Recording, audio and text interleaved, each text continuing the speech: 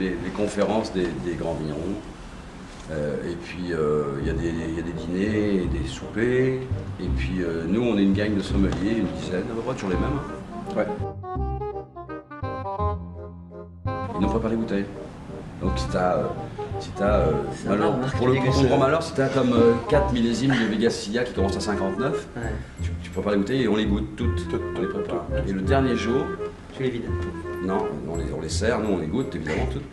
Et le dernier jour, il y a toujours un cocktail. Et c'est le champagne qui te fait, et là, on fait plus le sommelier, on pop les bouchons. Mais avec des grandes bouteilles de champagne, je ne sais plus ce que c'était cette année. Deux, machin, je sais plus trop ce que c'est. C'était une grande cuvée de 2. C'est ça. Mais tu sais, on est, quoi, 30 sommeliers? Puis On n'est pas 30, Patrick, t'exagères un peu. On n'est pas 30? On a, dans la salle, là, pour le pop, là, on est 10-12 maximum. Avec toute la gang. Non, Bonne Bellefeuille, toi, toute la gang, Élise, c'est la meilleure sommelière des Amériques. Et on pop les bouchons. Et on se met des seaux sur les frigos, puis on essaie de tirer. Les batailles de... Ça crie, hein, c'est le gars qui surveille ça, parce que c'est surveillé quand même, tu sais. Et tu peux pas rentrer dans la salle de dégustation si t'es pas sur la liste, parce que pour y avoir du chapardage de bouteilles, etc. Donc le gars, il sait qu'on fait ça tous les ans, il dit, criez pas trop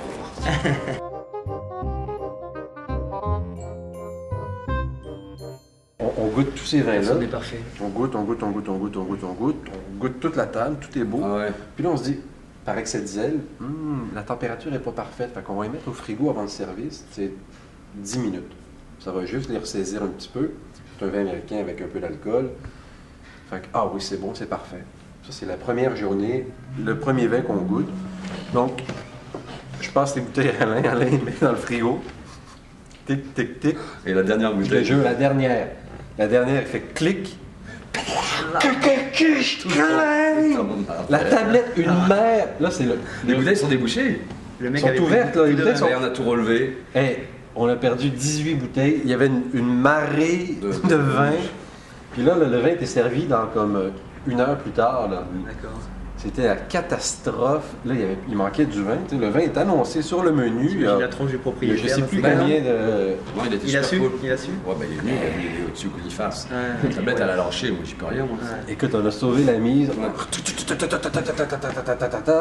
T'as pris la serpillière, t'as récupéré. Non, on a réussi à relever les bouteilles assez vite pour pas qu'elles s'écoulent toutes. On a réussi comme à faire des 3/4 de bouteilles sur l'ensemble. Donc on a juste dit au sommelier qui les servait d'en mettre moins, c'est tout. Mais ça s'est bien passé.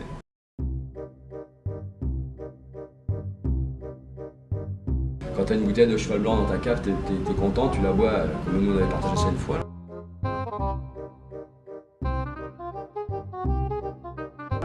Mais là, tu goûtes plein de vin et ça te ramène, si tu les avais pas, ça te remet les pieds sur terre.